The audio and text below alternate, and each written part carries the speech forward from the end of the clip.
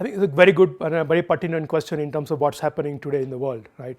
And I think distinction that you made about between migrants and refugees is very important distinction, because those are two very different groups of people, and you would not be able to have a policy that affects or deals with both of those challenges in the same way, right? I think the economic impact of migration is pretty well documented. I think across the economic profession, if there is one area that there's a consensus across sort of ideological lines in a sense, is on free trade, right? And second, on free movement of people, right? So I think both free movement of capital and goods, which is beyond any dispute, right?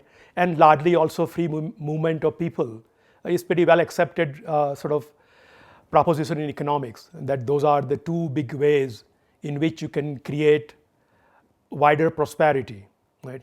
One way I think about that is that if you think about free movement of capital and goods as well as human beings, right, you would not have one country who is so far richer than the rest of the countries in the world.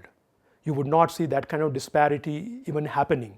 The moment one country moves ahead, there will be more people migrating to that country, right, to find better opportunities for themselves, and thereby helping the other countries to also rise up, right?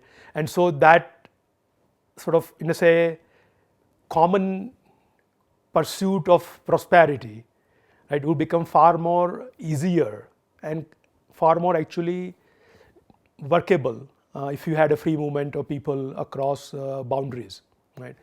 I know there are issues of culture, religion, customs and local habits, and how do you incorporate those issues. So moving people across boundaries is not as easy as moving capital across boundaries. But I think thinking about how can you make that possible, right, would be a very important thing to do.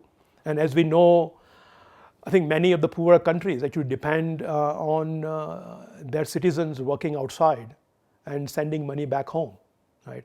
So in India, for example, the whole state of southern state of Kerala, right, which is God's own country as they call themselves, depends mostly on the people working in the Middle East and sending money back home, right? Because Kerala, being a communist, largely communist state, doesn't appreciate or allow much private enterprise in the state.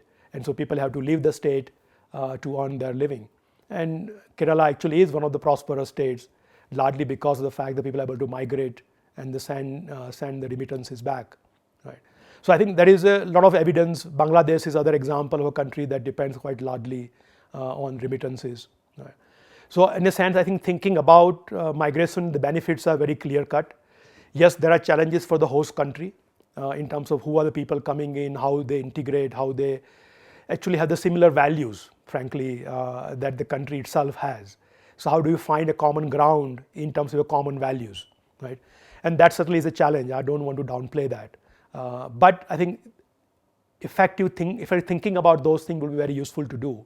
And that, I think, is a common sort of great future for all of us, that we all can rise together and have a better life for all of us together.